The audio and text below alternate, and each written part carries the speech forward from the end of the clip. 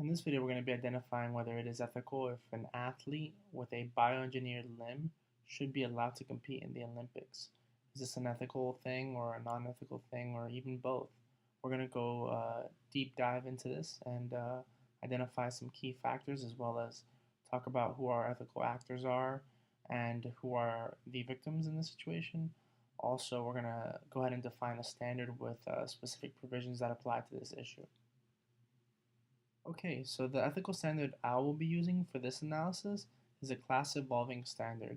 The standard with its provisions will help me identify whether or not should an athlete with a bioengineered limb be allowed into the Olympics or should not be allowed into the Olympics. Also, it will allow me, we're going to consider whether this is ethical, non-ethical, or both.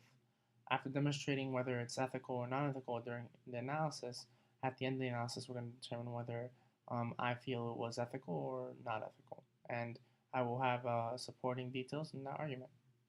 Okay, so who are ethical actors? The action that we will be analyzing is taken by the Olympic officials in the Olympic Games by either allowing or not allowing the handicapped individual or athlete to perform in the Olympic Games. The action has an effect on the athlete's participation based on physical attributes and abilities. Handicapped athletes might be at an advantage or disadvantage based on bioengineered limbs, and other athletes might have an advantage or disadvantage due to this as well. So we get both worlds. Out of the provisions that we've discussed in class, we're going to be using two specific provisions of this ethical standard that we're using. We will be using the first provision, which states we will only apply ethics in a situation with two people. When there are several actions to analyze, we will analyze each action separately. In this course, morals exclusively mean rules for behavior taught or imposed by religious and spiritual teachings. Culture means rules for behavior taught on or imposed by parents, fellow students, and others from whom we learn growing up. A second provision we're going to be going over is actions affecting others in monkey ring of diminishing influence. We will analyze only one given fact at a time. A better society includes more happy people and improving quality of life for more people. These are just two of the provisions of many that we've discussed in class that we'll be discussing in this analysis. First, we're going to go ahead and support whether the argument is ethical. Based on the discussions and the standards we've set in class, it is ethical because it is morally right.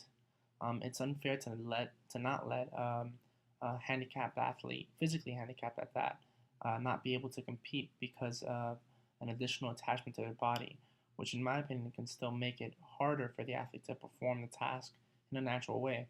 So, for example, running with a prosthetic leg could be very difficult to learn and hard to adjust to. People like Petraeus run in the Olympics year round, and they have to adjust to not having a limb and not being able to respond to certain key indicators in their body that they no longer have. Also, they do both put in the same amount of work. They both run and do train the same way. Just one has the ability of having physical failure and the other one doesn't. But one does have to overcome the inability to have a limb, and the other one does not. So I guess it's in this argument it would be leveled out. It would be ethical in my opinion,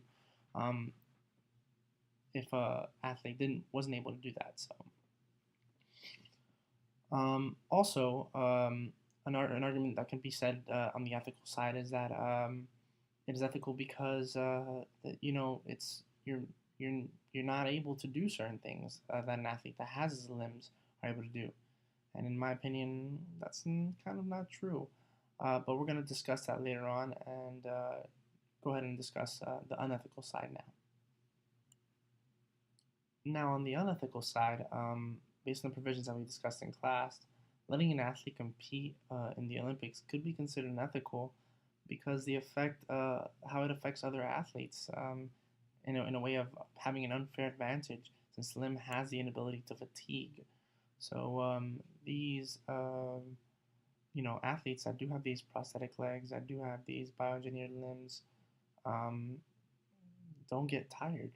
They can run the whole time. They might get tired of I guess paddling and things of that nature, and other parts of their body might fatigue that are still intact. But the key part that they're using to compete is not fatiguing and has the inability to fatigue. So, and that might be considered a disadvantage to the other athletes in a sense. Although I do agree that it is a learning curve for the person that isn't able to compete.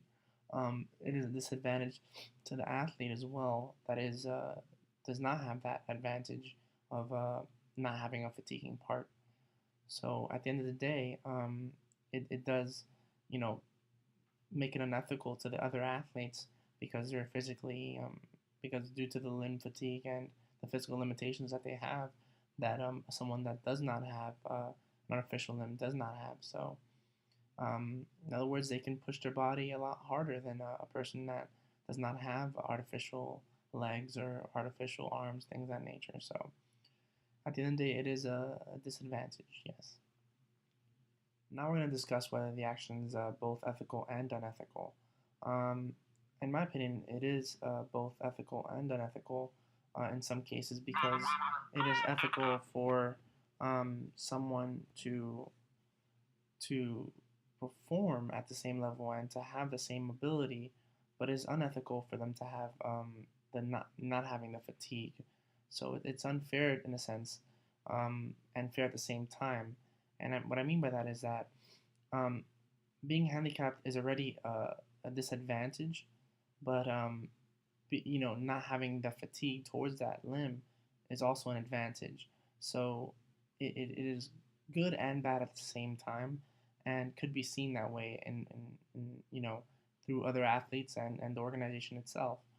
So although it you know competing is an ability to compete is based on the individual themselves and their dedication and hard work.